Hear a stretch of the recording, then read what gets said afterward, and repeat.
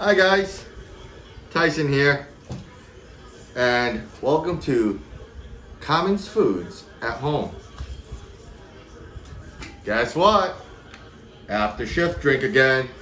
Alright, so we just released our series on ribeye steak with a red wine gastrique and scallion potatoes. I know I said puree instead of potatoes a lot, even though I'm putting at the word potato.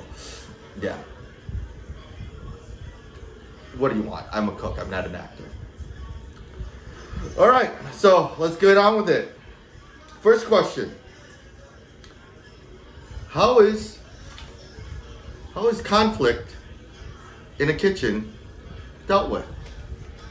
Alright. So we all know the stories. Angry chef yelling at his cooks and whatnot. It's a high-pressured situation in the kitchen. I mean, extremely high-pressured situation. You're constantly dealing with deadlines, like minute by minute by minute, and it's painful. It can get painful. People can be driven to start yelling at each other in the kitchen. Cooks yelling at cooks, chefs yelling at cooks, vice versa. Tempers flare. The best way for us to do this is with good cooks, or at least really good professionals, I should say. We just brush it off as best as we can and focus on the food and just barrel through it like anything else. But we do have a secret weapon that nobody else has outside of a kitchen, and that is the walk-in cooler. You have no idea how many times I've gotten angry walking that thing, cuts up a storm, only because the thing is soundproof. The director of food and beverage could be right outside in my station. I would walk in as if I need to grab something, cuss up a storm, not throw anything around. We don't want to disrespect the food, but hey, it gets it out, we get going and get back on. All right, next question. What are some basic minimums to have in a kitchen at home? Like if you're starting fresh, let's say you just graduated from high school, you just got your first apartment, you got your first home and whatnot.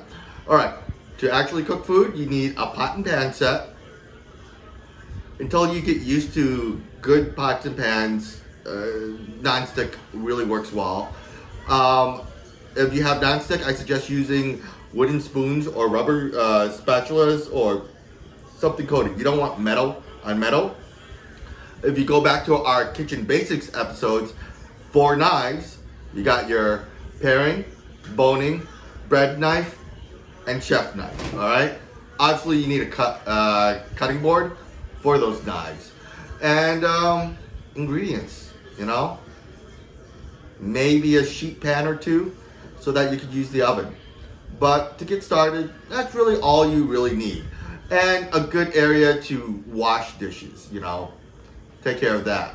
But in general, I mean, your kitchen's gonna grow. I started off with what I listed, and it just kept growing and growing and growing and growing. And now I got a Vitamix, I got a rice cooker, I got a Pizzazz pizza maker. Yeah, I mean, it'll grow, it'll happen. All right, next question.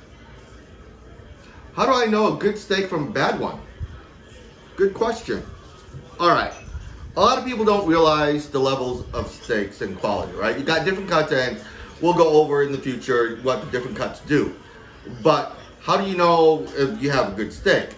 Well, first off the bat, let's, when you look at the steak, make sure there's like no weird browning, because that usually means it's old, unless it's an aged steak, all right? Second, know your source. Know where your steak comes from, all right? If it comes from a grocery store, then they're doing the job for you, all right?